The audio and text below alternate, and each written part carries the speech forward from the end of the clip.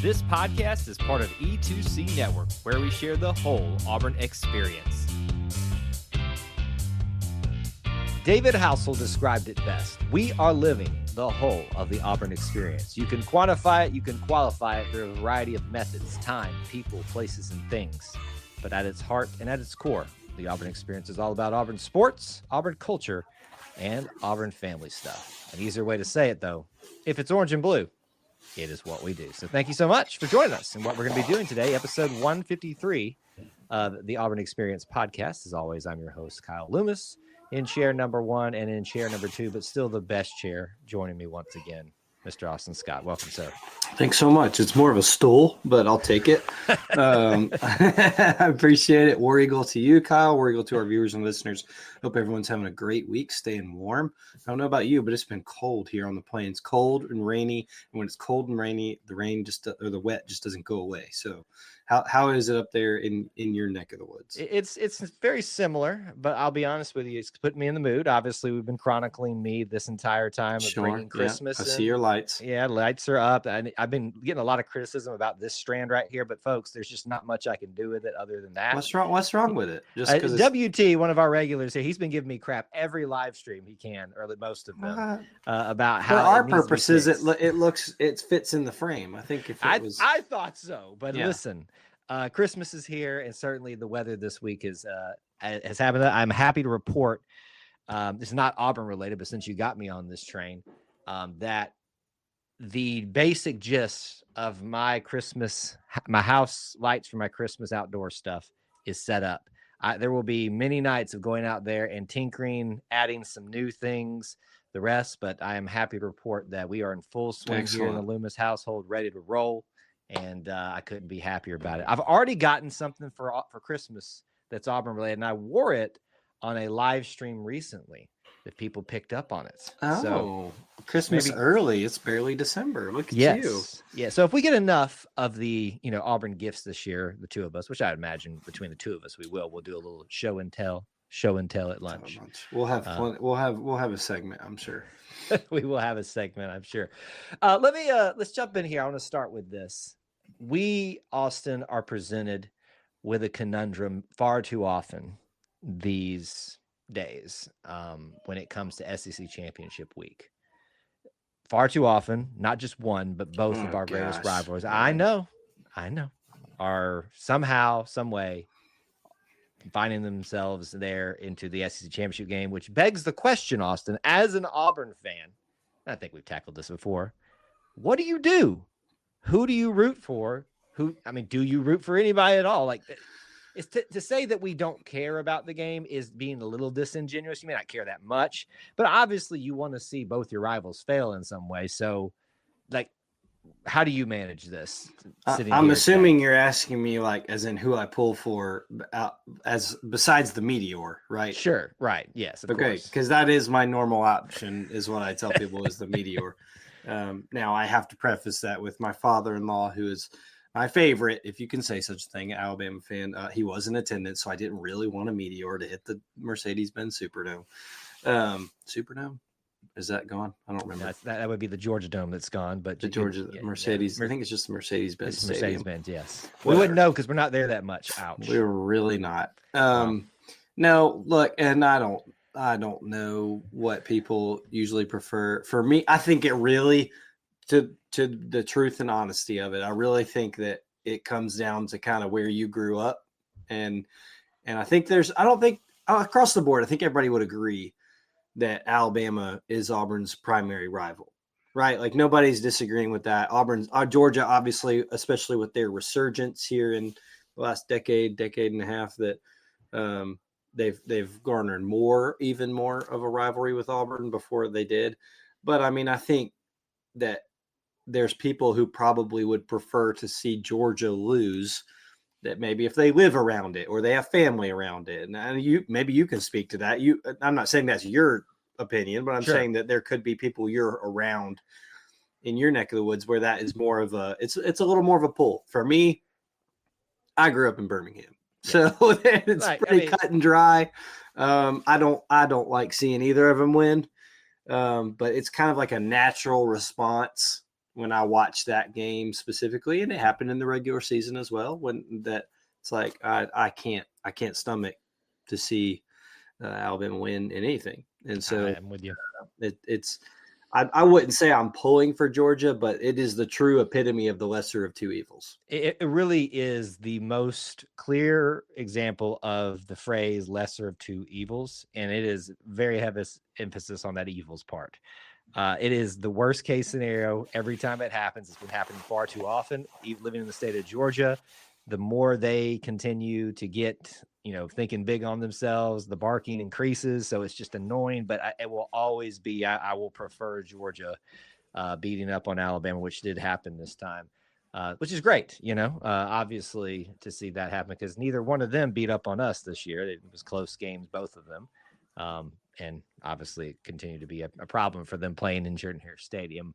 We'll see if that changes on the way factor next year, but it's a quick thought to just start off the week that we think about it far too often. I just wanted to get our most recent takes on it to see if anything changed. What else is going on with you this week? Sure. Yeah. It was a busy week. Like I said, cold and rainy. We talk about this a lot, especially in construction updates and things like that. But I got to attend with my father and my wife a play in the Goose Performing Arts Center this week. And I thought about you all. Highfalutin. I mean, I'm a cultured person, got to attend the play as part of their Broadway series. And just every time we go in there, I'm reminded it's a beautiful place, and it brings very talented people. So I do not have off the top of my head the list of amount of events you can go to from now until next year. It's quite a few, and they've got concerts and plays, and as we talked about in the last construction report, we had the amphitheater is getting closer and closer to being finished, so there'll be more of that.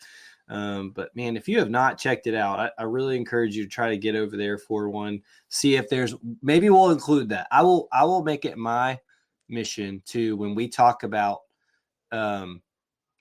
the weekends that you need to be here in the spring, I will make it my mission to include events that are at the Goose Performing Arts Center on those weekends. So I will, because I frequent it and I enjoy it, I will make sure I add to that, because I recognize you might not be traveling down here just to see a performance at the Goose Center. So maybe we'll include that in our lineups. Well, it's one of those things that people are like, I only go to Auburn football games, but there's so much more that you can do there. And I get plays may not be your thing, but I'm sure they do lectures there. There's probably comedy acts that come there as well, concerts, things like that in the amphitheater, I'm sure, coming up. Probably movie nights, things like that. Look, Auburn's got a lot to offer, whether it's what you're talking about with the Goose Center, the dining, obviously the sports, the town, all that kind of stuff. There's great shopping you can do. So don't dismiss it. If you are someone that's like, I can't come to Auburn unless there's some kind of sports event. Yes, that's going to usually be what draws you here. But there's so much more that can make you grow and love and in your love for this place more than even outside of a round ball or a oblong ball or whatever else that they're out there utilizing in the sports. But I'm happy to hear that you had a good little experience around town on the levees. That's right. Plains. Let's get started with potpourri and talk about a few different things out there in the Auburn space. Let's start with some good things. Cam Newton, a lot of celebration of him this year. Number retired at Jordan-Hare Stadium. Thankful that we got to see that. You can watch the full ceremony that we filmed on our YouTube channel. But that wasn't the end of it for him this year. He was inducted into the SEC Legends class of 2025, which meant, since it was SEC Championship Week, that he would be honored at the, I think it was at the College Football Hall of Fame. That's right. Yeah. Which is weird that the SEC holds their thing at the College Football Hall of Fame. It's almost like the SEC just means more or something. I don't know. Means more. But anyway, obviously we're very excited for Cam and the great year that he's having, being honored for how integral he was to Auburn, but not just Auburn, the SEC, and to college football. So just another thing for him to kind of check off this year that he has had. And a little bit of fun caveat, too, being introduced apparently during the SEC championship game, and the two fan bases that despise him the most outside of Mississippi State had to stand there and watch him be honored in that way. And my understanding is there was a lot of certain noises being hurled at him throughout. I'm sure there was all kinds of noises and words being thrown Cam's way, and I'm sure he ate that up. I have no doubt. I'm actually, as you said that, I meant to look up. I thought about it yesterday, and I meant to look up and see if there were videos out there, but I never did. But also got to see that he got to meet Coach Alex Golish and Cody Burns, him and reunited. Yeah. The pair of national champion for touchdown scorers there. And so pretty cool to see that reunion. Obviously, want to see Cam back around some more. And so maybe he got good connection there with Coach Golish and their first introduction. But congrats to him. It feels like he's been it's just the accolades are pouring in the more and more he gets away from his time playing. I think really now at this point, it's just the College Football Hall of Fame, all that kind of stuff. He's checked off a lot of the Auburn stuff. He's checking off the SEC things before you know it. The debate's always out there is where do you place Cam in the legends status of college football? Right. And most people that aren't being biased will tell you that he's one of the best, if not in the top 5, top 10. He's a top 10 probably player that we're talking about all the time. We can have that debate, but certainly we're excited for him, how he's continuing to get recognized by Auburn, the SEC, and much more. I want us to tackle a topic that I've even seen in our chat pop up already once, so I'm glad that we're going to do this on this show. With Auburn having a 5-7 season, that means technically they are not eligible for a bowl, as many others are, and there's quite a few prominent programs out there that did not reach that 6-game winning mark. But what happens is with this new college football playoff and other people being either not eligible or choosing not people, there's opportunities for 5 and 7 teams to be asked to come to a bowl game. And reportedly, this is only reports, got nothing of confirmation from the university or the athletic department myself, but reports from media sources are that Auburn, as well as many other prominent programs, have turned down options this season to play in bowl games. That even at 5 and 7. So the question that I want to pose to you, Austin, noting that every situation is different, maybe is this the right decision, is the wrong decision, or just an overall, how does this make you feel? Sit on the couch and tell me how you make this feel. Yeah, it's an interesting thing. I think the first we kind of heard wind of it was when Kansas State there were reports out they were kind of thinking they were going to decline their bowl invite, even though they were eligible to go to a bowl with 6 wins because their coach retired. They're bringing Colin Klein back, which I think is really cool. And then the other one was Iowa State. They were the victims of Penn State's long lost coaching search and lost their coach. And even though they were eligible, they're declining as well. So, yeah, it's like academic progress rate is kind of how it's kind of the gist of how we continue to remind ourselves, yeah, these kids are in school. And so that's the pecking order of which the NCAA and decides these are the teams you can choose next on the bowl list. And I think Florida State and Auburn were the 2 higher APR rates, so they were at the top of the list. Which, yeah, that's a good thing. At least we're getting to class, right? Amen. Never mind. I was going to say. I was saying, I'm just going to keep going. Where you are now. And so, you're right. You're very right. And so, the debate started. It would Auburn accept? Personally, I was like, let's do it. Let's have some more fun. Let's see what could happen. A lot of people brought up back in 2008 how. I think Tony Franklin was hired, or 2007. Tony Franklin was hired, and Auburn did do it. They took their 8. That was offensive coordinator, of course, but they took their 8 practices and went out there and did what they could. And so I think a lot of people were like, "Well, you can't do it this day and age." And it's like, yeah, sure you can. I would have loved to see it. Personally, I understand all the reasons not to. Yeah. In this day and age with the portal and a new coach coming in and you don't even have a full staff right now. I would have loved to see it just because I love watching Auburn football. And I think it would be fun to go ahead and get an early glimpse of what Alex Golish's team could look like and the culture there. Now, obviously, there's all the possibilities of does somebody blow out their knee or does Auburn get waxed? And then you've got a negative narrative the rest of the spring and whatever. Sure. I think it would have been a lot of fun anyway. But nonetheless, looks like Auburn's going to decline that bid. And throw this on top of there. It looks like it would have been Birmingham So, I mean, that wouldn't have been too bad either. You'd had a decent crowd. But nonetheless, they decline. And like you said, several others decline. I think Georgia Southern does not have a bowl opponent at the moment. So we'll have to see what happens. But crazy times, crazy world in college football right now. Yeah, listen, my preference would be that you go and play it. I don't care about this. They don't deserve it, all that kind of stuff.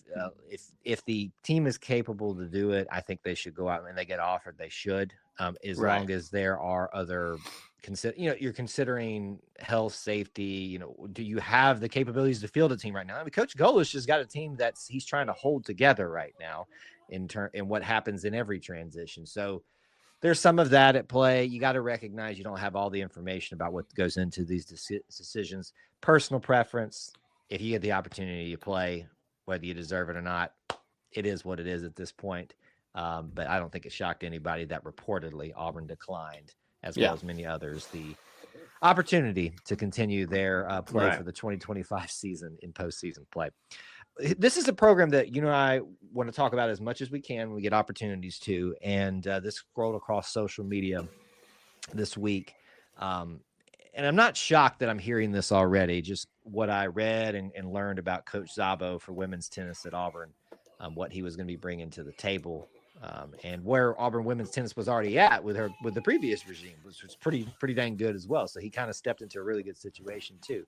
But I don't know what the significance of this particular ranking is. It sounds official, the Universal Tennis Rating, the UTR, and they shared it out on social media.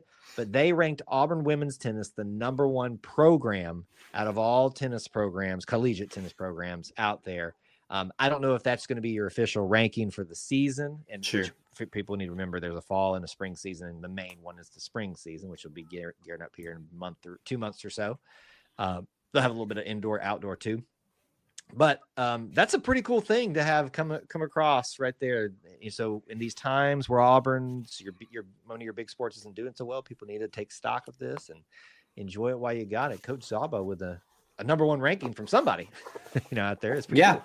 Yeah, very cool and very well respected. So I mean, I think everybody should be excited and look forward to what this could mean.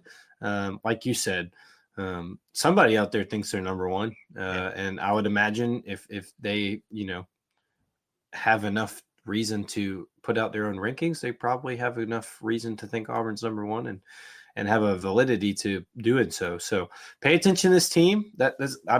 Tennis will be certainly on our list of things to check out in the weekends of the spring semester when Auburn's here. So you'll have plenty of opportunities, but make sure to keep note of that and track this season. Kyle and I certainly will. Absolutely. I'll be out there. I try to make at least one match, which usually men's or women's is right around one of the two. I wish it could be both, but there's not enough room at the facilities, I believe, for 8-day weekend. But there's plenty of opportunities for you to watch men and women this spring season. Will we have 8-day weekend? Who knows? Let's not start that debate today. But don't get us down in the dumps already. Will we have SEC championships? Who knows? Will we have anything anymore? What a show. All right, one final thing here that I want to throw out, and I'm going to submit my Auburn card. I'm virtually sliding it to you, and you can decide if you want to remove this from me, Austin. So you got it, right? You're holding on to I that. got it right here, right on my laptop. So it has taken me 38 years to go to Amsterdam Cafe. At least gosh. Hold on. At least a version of it. I have not been to the original. I just went to the one out there on University Parkway for the first time. It's better. Well, whether it's better or not, I don't care. That's by me. That's my neck of the woods. But what I'm saying, though, is, by the way, that's where I was before I stopped by your house. But I see. I'm saying this. We like to talk about all aspects of Auburn here, and I like to give, just a quick review of things. I'd love to hear it. Listen, I'm a big fan, so I'd love to hear it. Didn't know what to expect. I've heard great things about Amsterdam Cafe. Still haven't been to the original, but I finally have taken a opportunity to go the brand, the food, all that kind of stuff. Yeah. I had myself a nice pepperoni and sausage flatbread because it looked the most enticing thing at the time. Okay. And there were a lot of good options with some of their sandwiches I saw in there. Outstanding. I enjoyed the heck out of that, and I'm kind of mad at myself that I didn't take the newer location option more often, as many times as I swung that way. And there are plenty of food options in Auburn. Trust me, anybody wants to sponsor here, we're going to Yeah, I'm not Shoot, picky. man, I'll do a show from Amsterdam. Somebody We'll do it right hook now. us up. But what I'm saying is, in general, I do also want to give you guys, when I've tried something that for the first time, my take on it. And this is, I'm generally being unbiased here. I had an outstanding experience. It's fantastic. So good stuff. And for those kind of asking, the original is more of sit down, your waiter comes to you, all the things. So, and I think over time they've added these. There's two, I think, right now. They've added these more order at the counter. They bring it to you, little more casual. And there's one on north side of town, one in Morris Mill area. Yep. And I think they've pretty much got the menu from the original all the way now, maybe outside of a couple things, like a couple higher price items at the other two. Fast food. I don't like saying that, but you know what I mean. Yeah, it's quick service. Quick service. There you go. Locations. And yeah, we're big fans. That's really close to us. I will say, and I'll tell you this because I've had it like once, but this is the general standard or general consensus is that the turkey wraps is like what everybody says is like their thing. The honey mustard, that's what Emily gets every time. She loves it. I like the pepper jack chicken sandwich. That was my second choice. Fantastic, man. Okay. That's I'm really disappointed now. That's the one. Really good. But the turkey, those two, I think you're good to go. I've never had a flatbread though, so I'm really glad that you said that. Well, I had been fighting the urge to go to Little Italy all weekend, or that weekend previous, and then that Monday when I was there for events. So I finally said, let's just go over here. I got to go Austin's direction. It's over here. We did it. It was excellent. So can I have the Auburn card back or no? Absolutely. Okay. Now that you've gone, you can have it back. Thank you. And don't worry. Look, I'm not hating on Amsterdam, but the original it's classic, and but it's kind of hard to get to. It is. And the parking's a little rough. That's not their fault. It's just things how it is. It's just the way things are. But you got the option to go this one, and this one's great. So yes, props to you. I've finally done a version of it. It won't be my last. I had an outstanding experience. Absolutely. So, folks, add it to your list. Another reason to come to Auburn outside of the sports. The full Auburn experience. My sister-in-law has been saying that. She's like, I just want to come to Auburn and eat. I'm like, you should. Trust me. I could do that and be just fine. It's good stuff there. Another great one to add to the list. That'll add us up. That'll wrap us up into other topics outside of Auburn Potpourri. Our main stuff tonight, we're going to start with a little bit of basketball, and that's going to be the trend here, Austin. Obviously, football season has completed. We still got one main topic to discuss here, but that'll be the main focus for people for the next several months leading up. And boy, oh boy, what an interesting week of highs and lows for Auburn men specifically. We'll start there to round out our basketball week. And you had the ACC-SEC challenge with NC State. Auburn gets the win, 83-73. There was an Arizona game. We'll talk about that. Not so great in a second. And some cool storylines throughout the week as well. Some things that happened. So let's park it right here on the good. The NC State game. Obviously, ACC-SEC challenge. It should be SEC-ACC. I digress. And we won that. Am I wrong? Yeah. When we were talking pre-show, I meant to look it up. I know we were up, and it only took like one or two more wins. Yeah, and we were a late game, so I think ours was probably. I would think so. Solidified it.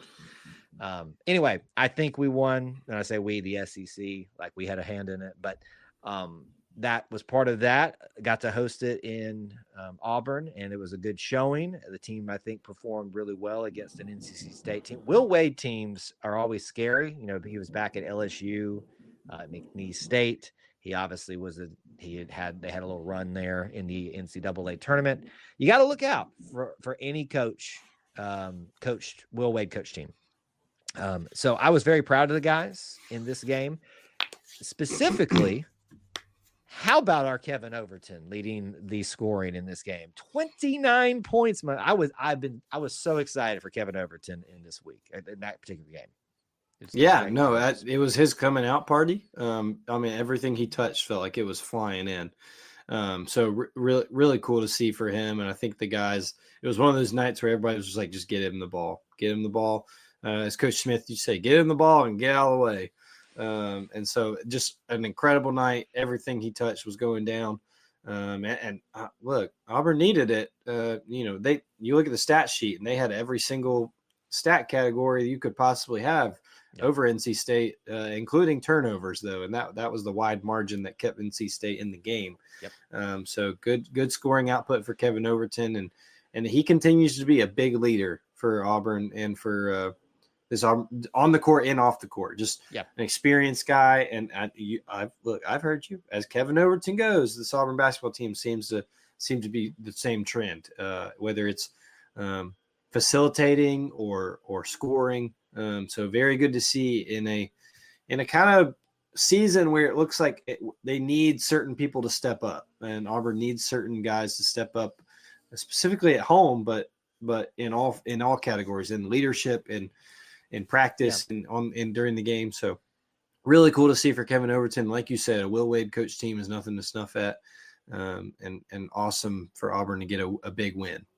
I'm struggling to figure out who I would equate Kevin Overton to, but I just had this strong inclination, and certainly you can say it's so easy for you to say this now, Kyle, but I truly did when I saw him sign and just started kind of feeling out this roster that Kevin Overton was going to be integral to the success of this team. Because you had Tahad, who was going to be the star of the team. As far as we knew, we had Keyshawn Hall, who had a lot of potential, and that potential is real. And then a lot of other, young talent that's been coming with various skills, and some others with leadership. And I felt Kevin was going to be one of those guys that could provide a little bit of everything.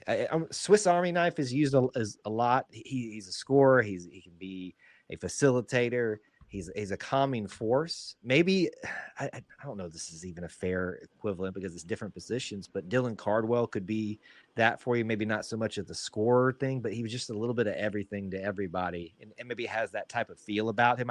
Just watching how he carries himself out there.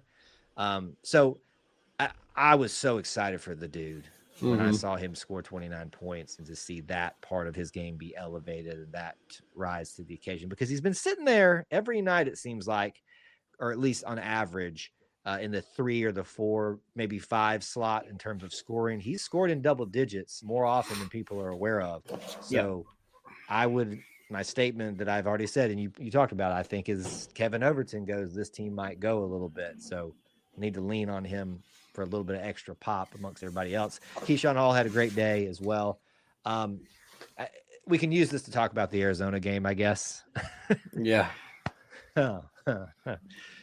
Maybe let me park it on the Arizona results for a second. Auburn got whooped. Okay, let's just put it out there. Second, just annihilated. Although very kind Arizona fans have been on our YouTube channel and talked about how they were worried that we were going to make a run on them several times. I think that's very generous of them.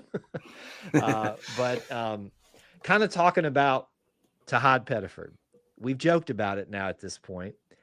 The man continues to struggle in some ways, just not do what we've grown accustomed to at home. But for some reason, whether it just does, man, on the road, neutral, or a true away game, he just lights it up. He does it against Arizona again. Was it 30 points? Am I wrong? Am I wrong on that? Yeah, I think it was even 30. I don't know, man. Here, Austin, what's going on? I don't know. I don't know if I don't think he likes playing in the white uniforms. I don't know. I don't know if it's just the blue, which they wore the orange again. I was about to say, you're going to bring it up. Years. It was fine. But I think that, I don't know if Tahad just doesn't like the white. I don't know. It's just really strange. Obviously, it hadn't really bothered Auburn that much. And I don't want to say if you had to choose, but if you need him the road is harder to play in, right? Just naturally, especially in the SEC. So if you have to have a preference, I'm okay with it, as long as you get enough help at home. But he comes alive on the road, and certainly I worry if he hadn't come alive, what would have happened in Tucson, because it was already pretty bad. Yeah. But Auburn sees a big game from Tahad Pettiford in Tucson, and that's about it. Keyshawn did some good things. Keyshawn Hall. Specific, because we got 2 Keyshawn. I know. One assist in the second half, and it was the last play of the game. Yeah. That just doesn't do you very well. We were walking through the stats last night, and I looked at I know the shooting percentage. I was like, oh, that's it. That's the one. And then it was points in the paint. Oh yeah, I think it was 60-24. I don't care where you play. That happens against you, you're done. You're cooked. You're done. It's nothing working. And look, that atmosphere looked incredible for one. Yeah. I want to say that. Like that's you talk about, and I know we all you talk about the rich history blue bloods in basketball. Like that's what that looks like on conference championship weekend. At a 7:00 tip in Tucson, they were bottled up and ready to go. But that team is very good. And some of our chat's been talking about, it was obvious from the first jump, they had a lot of height, and Auburn does not have a lot of height. And it, I think the true post presence is going to be a storyline we talk about for the rest of the year. Is can Auburn do enough to kind of use what they have, but overcompensate in other areas to make sure that they that's not a weakness that is just exposed over and over for Auburn. Because certainly there's going to be some big teams in this league they're going to start playing. But this coaching staff is going to have to figure it out. I trust that they will. Yeah. And I just, I temper expectations on people. That's a dangerous game with the Auburn family, but this team was never going to be what last year was, because we debated on the show. Last year was the best team in Auburn basketball history. Mm-hmm. That was not going to happen again. Just outside of Bruce retiring, outside of Steven, or outside of Tahad being the only one that came back. It just wasn't going to happen because things like that just don't happen very often. So, Auburn's sitting here with 3 losses, and certainly the 3 losses, none of them are very good, or 2 of them are very bad. One of them stings, but they're all top 10 teams. And I don't say that to, find the moral victory. Sure. Our coach tells you moral victories are for losers. Yes. But for a team like this that is really having to figure it out really quickly, and you've played top level talent and will continue to play top level talent, is Purdue next? I don't even remember. It would be Chattanooga here in Atlanta. Then Purdue next weekend? I believe so, yes. Another incredible team that is going to be a hard one to play. So Auburn's playing top level talent, and sure, they're getting kind of cleaned off the floor with them. But these are the learning curve. Last year it was the same thing. We talked about the learning curve of playing through this tough schedule. Now they won a lot of them. It's not so much the case this year, but you can see that it's preparing them hopefully to correct certain wrongs and be ready for SEC play. Well, let me use what you just said and ask a question here. I don't think people should be applying what's currently happening across the whole season just yet. We haven't even finished up non-conference play. But, and you got a big one with Purdue, I think that's going to add to what I'm going to ask here. You have now played the number 1 team at the time, Houston, took them down to the wire, nearly had the ball in your hand to win the game. Didn't get done, but very formidable at home, though. You have had, in a neutral site, basically home for you. You went on the road in one of the bigger tournaments, if not the biggest, of the non-conference, and faced Michigan, who I at this point still think should be the number 1 team based on what I saw. And that was incredible. They'll be number 2 at the least tomorrow. Well, walloped Auburn. That I still think that was worse than the Arizona game, and the Arizona game was miserable. And then you go on the road to Arizona, true home game for them, and you get just beat up. Be number 1 tomorrow. And it'll be number 1 tomorrow. How do you assess this team at this point? Because to me, I look at the Houston game. Houston's taken a hit. They're not number 1. I think they're like number 8 or maybe a little bit higher. Something like that, wherever they're going to be. But they're still Houston. They're still formidable. Still Kevin Sampson team. And then you kind of have these 2 teams at the top right now. We'll see what happens with Purdue. Where do you kind of put Auburn with that? Because you got this really impressive win against St. John's, taking care of business in all other areas. I guess what I'm trying to ask here is, based off the results so far, where would you put Auburn in comparison to the best of college basketball right now? Are we talking like they're not going to be in the top 25 after that performance, I would bet. But like, what's your assessment? You don't think? You think they'll fall out?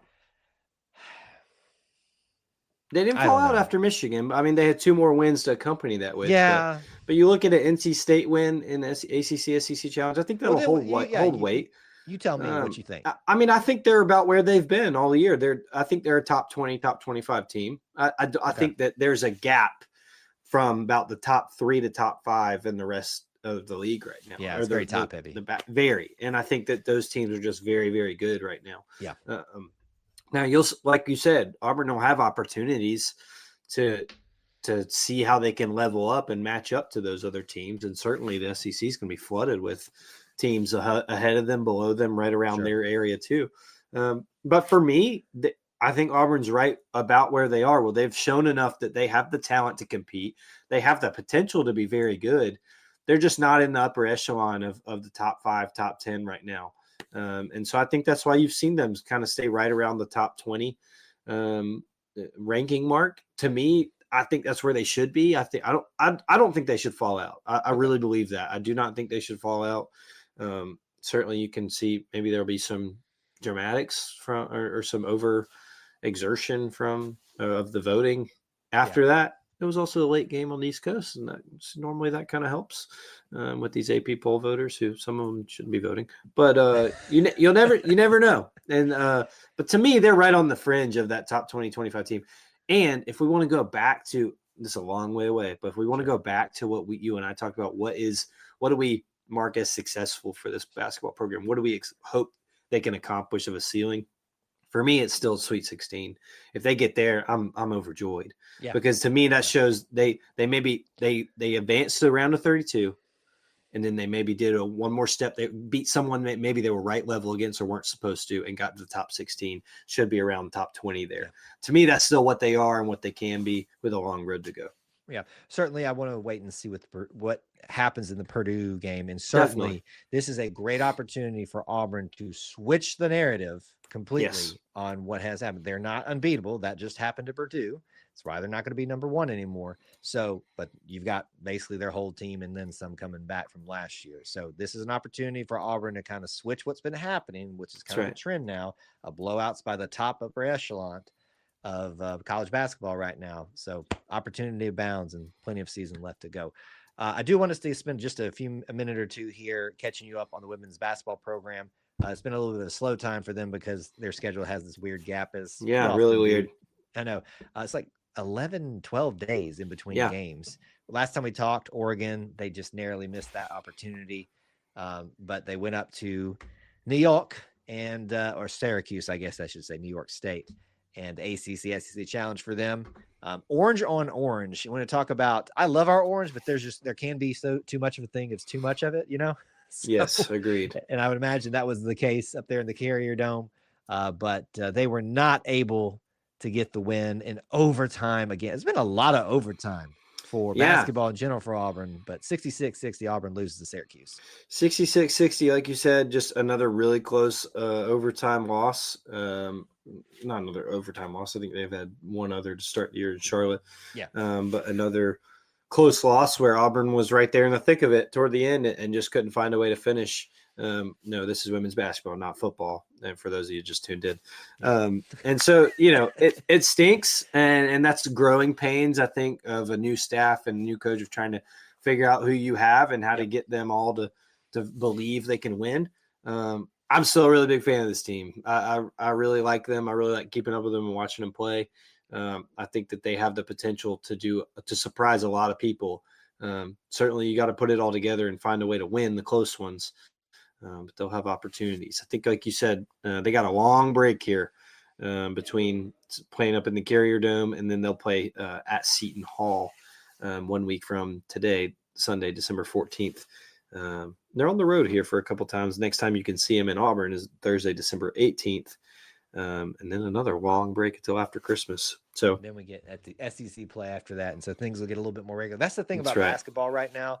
We're kind of in that weird time of finals and holidays and stuff. But once that new year hits, man, we're going to be in the thick of things. Auburn men's and women's basketball and SEC play. Excited for it. Final main topic this evening, we're going to do some football stuff. The primary focus of our discussion is going to be National Signing Day, or at least a good portion of it.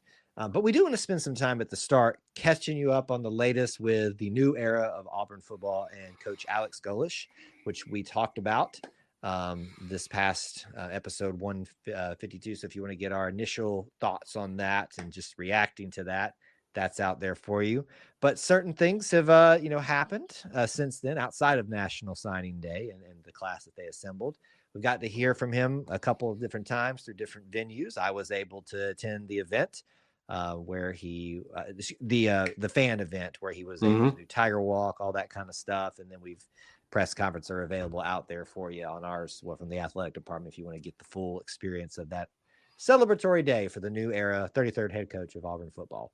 Well, can I, as you're saying that, can I just go ahead? Can I lead into it by just asking your impressions first and foremost, up and close and personal? Yeah, I really like his energy. I think certainly the youth that he has comes through. And when you juxtapose that to Hugh, who's he's a grandfather now, that kind of stuff.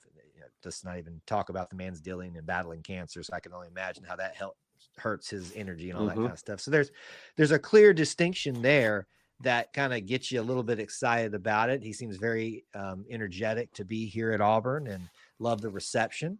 I've been very kind of just even keeled, or I tried to be about this and not overreact to things. But I'll tell you the one thing that just kind of made me perk up when he was talking about what this team would look like underneath him, running the ball more often.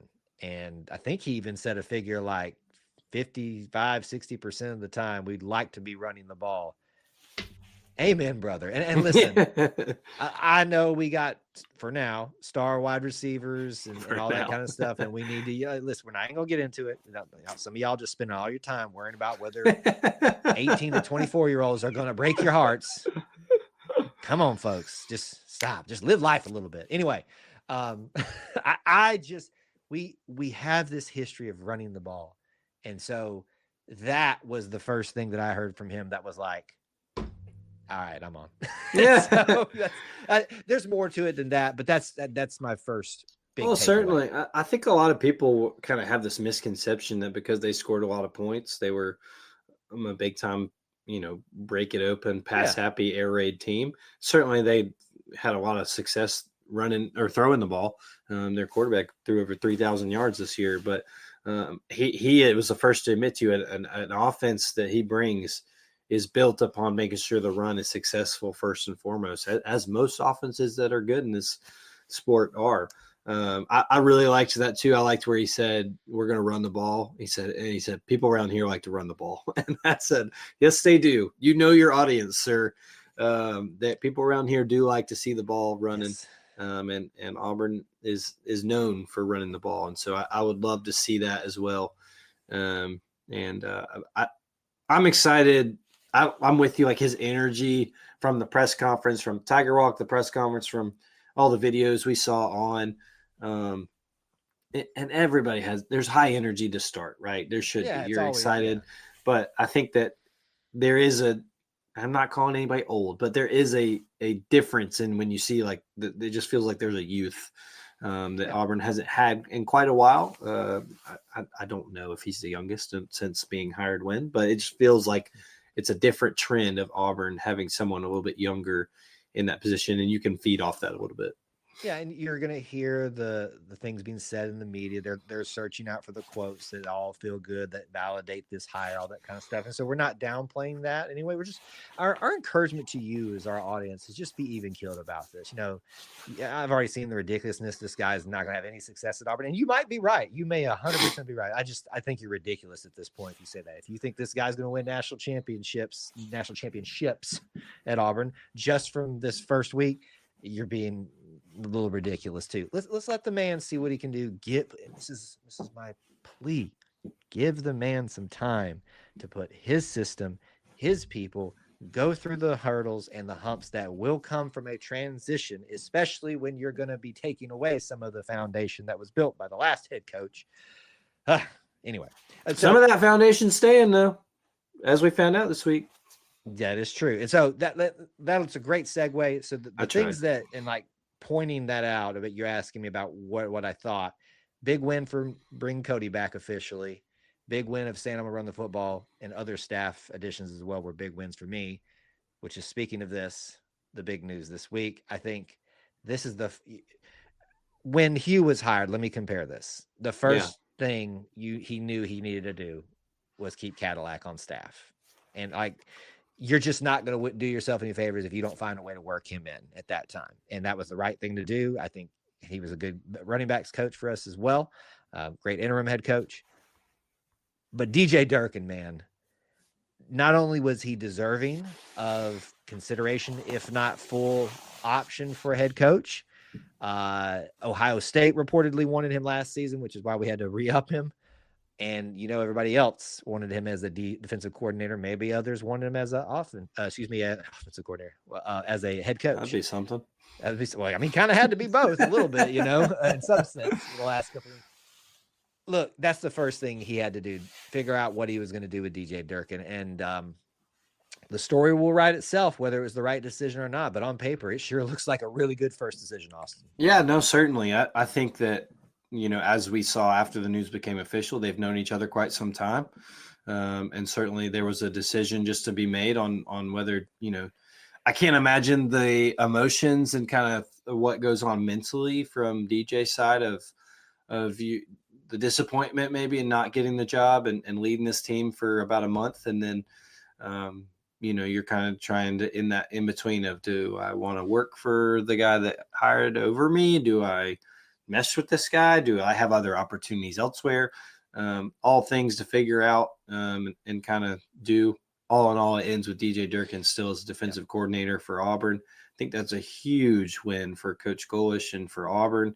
I think it's going to help you with keeping a lot of guys here that obviously latched on and respected and fell in love with Durkin as their coach. So I'm really excited about him being here, the potential of pairing those two minds, an offensive mind and a defensive mind, for what Auburn could be in store for next year. So, yeah, out of the gate, first week, that's a big win.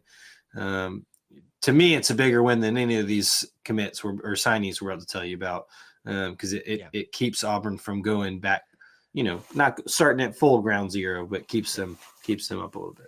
Continuity matters. And when you change head coaches, there's very little continuity to be salvaged. This was a huge piece that I think is going to put Auburn much further ahead in year one than traditionally may happen. Now, certainly plenty of other decisions out there. There are reports who has and hasn't been signed. But DJ Durkin, to me, the stories I hear is that he loves being in Auburn and that he kind of wants to stay here a while. Who knows how long that'll be. But there was no reason not to pony up whatever it took to make the man stay here, especially for a transition time. And if he wants to make a decision down the line to do something different, he deserves that opportunity because he's done a lot for Auburn here. But that win this week is the win you were looking for outside of additions and National Signing Day, like you said. So happy to have him here, and hopefully he can continue to do what he's done in the first 2 seasons at Auburn on the defensive side. Brings us to the rest of this week in football. We got a lot of new Auburn Tigers to talk about. Now, maybe not as much as people are normally used to, and I know that this National Signing Day maybe not had the splash or the pizzazz, and let's not even talk about, is this the early signing day? Is this National Signing Day? Can they just make up their minds what the schedule and the calendar is? I know. I'm so sick of it. The reality is, let's just call it, this was National Signing Day because the majority of people last year and years previous to that, and now even this year, are signing today. And it's more about the transfer portal beyond this point, even though there will be another one in February for the high school students out there. A bunch of new names to talk about, to get to know. I can go through the list a little bit, and maybe I can do that very quickly here for everybody. Good luck. I know I'm going to butcher some names. You're just ready for this, aren't you? Adam Balagoon Ali. Oh, you started with him. I listened. He's right at the top of my list here from the athletic department. DJ Broughton, Reese Brush, Wayne Henry, McCall, Lundy, Foster, Parker Pritchett, Deshaun Spencer, Shadarius Tootle, Shadrick Tootle Jr. I love it. Let the jokes just write themselves. I'm sure they're tired of hearing them. Travis Wakefield, Chris Wells, Corey Wells, Jaquez Wilkes, Brian Williams, Wilson Zaire. And then you also had 2 additions that came in late. We had DeMonte Tab and Mason Mathis the day after. So that is your signing branch. I'm sorry, Octavian Branch as well. That's Sorry, okay. that's not on my graphic that I have from the athletic department, unless I just passed over him. Yeah, there he is. There he is on there. I don't know why I didn't have him on the list because he was a late or the next day, early morning signing. Anyway, there's all your names that you can add there. Austin, I'll be honest with you. I started this segment by saying, acknowledging this is not the signing day everybody was hoping for in terms of pizzazz and rankings. And as we continue to stress here, people focus on that too much sometimes. The more we kind of look at these, there's some really interesting storylines, things to point out here. So let me give the floor to you first. Anybody you want to talk about specifically, things you like? What do you got? Well, and like you said, to just piggyback off that, it's essentially a 2-day signing class, right? Like, yeah, Golish comes in now. Keeping Durkin is obviously a huge part of keeping a lot of these guys or obtaining a lot of these guys. That might have been a decision or factor in their decision. But I don't put a ton of weight in. I don't put a ton of weight in most of it, to be honest with you. But I don't put a ton of weight in this recruiting class, especially just because it's 2 days on the job that Golish is trying to figure out who he wants. Certainly, there were some flips from South Florida, some guys that they were targeting there were immediately jumping in the boat once he made the move to Auburn. I think that helps this class. But I think on the defensive side of the ball, you have to be really happy that Auburn kept just about all that they wanted from the Durkin regime, interim regime, and freeze regime of the recruiting class. So I think you have to be really excited there. You want to see, and that's what I was getting at with keeping Durkin, keeps you from not being at ground zero because you don't have to work on overhauling both sides of the ball. And I think that keeps with bringing in the guys that you had already approved, you had already looked at and said, we want you as part of Auburn. By keeping them, that helps you. That you hope that side continues to grow and be just as good as they were this season. From an offensive standpoint, I think you have to be excited that there's some guys who trust Alex Golish enough that they're maybe had never even been to Auburn, Alabama, and they're willing to jump in the boat just because he's now here. And certainly that the opportunity of playing for a place like Auburn. So I'm excited to see where this goes. I think that it was always probably going to be a big time portal heavy class, no matter who the coach that was brought in. That's just the world we live in right now. Yeah. And with the news of more scholarships now being allowed on the roster instead of the 85 now to 105, that was probably always going to be the case too. But I like this class for what it was for 2 days and all that. So I think the things that stand out, it feels like every time you and I have ever brought up a recruiting class, we talk about a pair of brothers. Well, we got 2 pairs of brothers in this class. Cool. So that's pretty cool. And then can I just add the family dynamic as well? The 2 brothers, the Toodles and the Wells. I'm sorry. Every time I hear the Toodles. I just, oh my God. If you got kids, you know where the kind of jokes come from and all this kind of stuff. Yeah, I knew it. I hear that you didn't say it before. Yeah. I hear that a lot. Toodly Lou, all that kind of stuff. Wilson Zaire, obviously, brother of Killian Zaire as well, is a really cool thing to kind of have a family tie back to the program as well. And maybe there's even a few that I'm missing in here too. But those are kind of the, I guess you call it the feel good stories of this one. The big names you're probably going to look at, Jacques Wilkes. I keep saying Jacques. Jacques Wilkes. You've also got the 2, especially Shadarius Tootle with his flipping back and forth between Georgia. He's stuck with Auburn there. Those are probably your 2 biggest names out there for Auburn. So is there a guy, whether it's the one I just mentioned, stuff that you're the most excited about to see what they can do or maybe expect to see maybe early, because DJ's been pretty good about finding some of these guys that can contribute early. Sure. Yeah. I think Shadarius Tootle is definitely one of those, a very highly recruited linebacker, and linebackers have had success with DJ's offense if they can pick it up. I also think that he's very high on Balogun Ali. I think he fits those 2 linebackers, especially fit a lot of what DJ likes to have in that position and do. So I think you could certainly see those guys on the field early. And you know what? Quarterbacks are always going to be the talk of the town, right? So the fact that Golish thought enough of Reese Brush to bring him immediately over, I don't know if that kid's ever seen Auburn, Alabama, but he flips immediately to come with Golish. feels reminiscent of Hank Brown flipping when Hugh made it here as a guy you trust. And certainly Hank, didn't win all the accolades here, but had his moments and was a guy that you felt like you could trust immediately. So you're starting somewhere. So we'll see how that plays out for Reese and for Alex Golish. And then the other guy for me was Deshaun Spencer. That was a wide receiver, a guy that was committed to Duke. A lot of people had him. He visited Auburn a couple times. A lot of people were familiar with him, but he even took a visit to South Florida. I think, if I remember right, while he left. And so, for whatever reason, he was still thinking about South Florida while being committed to Duke, but it was enough for him to want the chance to play at Auburn once Alex Golish became head coach. So I like that. I think there's a lot to like here. Who knows who will be the ones that come out of this class that are the studs and who we might not see on the field, but that's the fun of it. And then how can you not like Wilson Zaire following in Big Brother's footsteps? So I have a feeling that we're going to be talking about Wilson breaking through the depth chart at some point.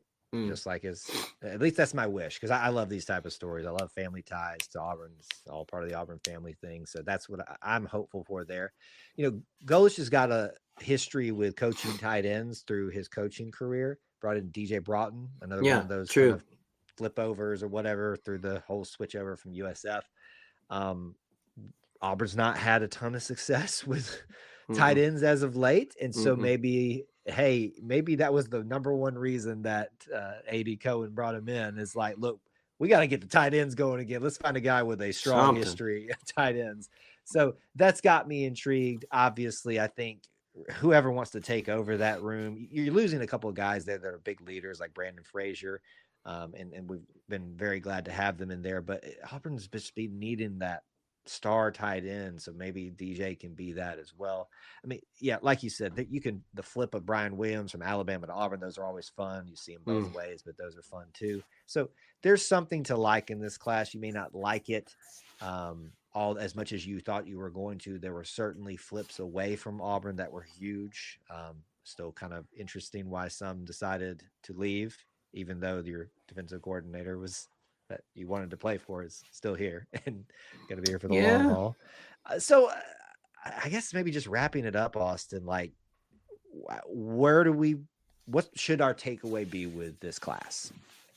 Well, I think, like I said, I'm not putting much stock in this class, not to say that they're not talented, but as far as where they're ranked, as far as what stars you got, all that nonsense, that this was a staff, partial of a staff that worked for 2 days to kind of keep it together and give you something. For me, and probably for most schools, whether they had a head coaching change or not, the portal is where you look now.